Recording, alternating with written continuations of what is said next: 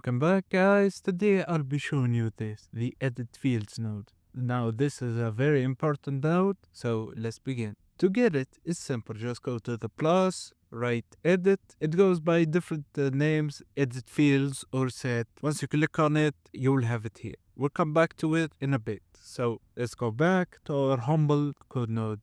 As we see, simple script, when we execute it, it gives us this output. It's very simple, very straightforward, but it's enough for our demonstration. So let's go back to the edits field or set node. And when you enter here, you have a couple of options. Now, why use the set node? The set node is here because if you want to add fields or remove fields or change fields, this is the node that you're gonna set. For example, let's just say I'm gonna take the ID, but I'm tired of the name ID, so I'm gonna call it number, for example. I'll call it number and leave the rest untouched. I don't need the rest. We can do a couple of things. First, as you can see, I put the string. So if we execute it, it was a number at first, but now it's a string. This is a type conversion that the edit node can do. So if we go to number and execute it again, we now have numbers. Now this is very important. The type conversion depends on the workflow that you have. Of course, we can add other fields. So we can add the name,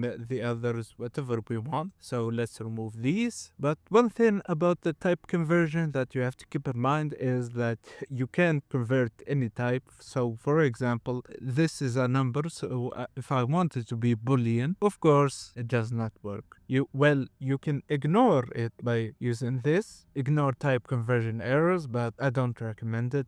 And yeah, that's it. So let's put it back to string. I just need the ID, as I said before. It's now called number, and if we go to our agent and define below, of course, we don't need the trigger. Now, as we can see, we don't have to go to the code node to get it. Now we have the edit fields node. It provides it for us. So we just put it here and we continue on working. That was the edit fields or set node. I hope you guys found this useful, and I'll see you next time. Goodbye.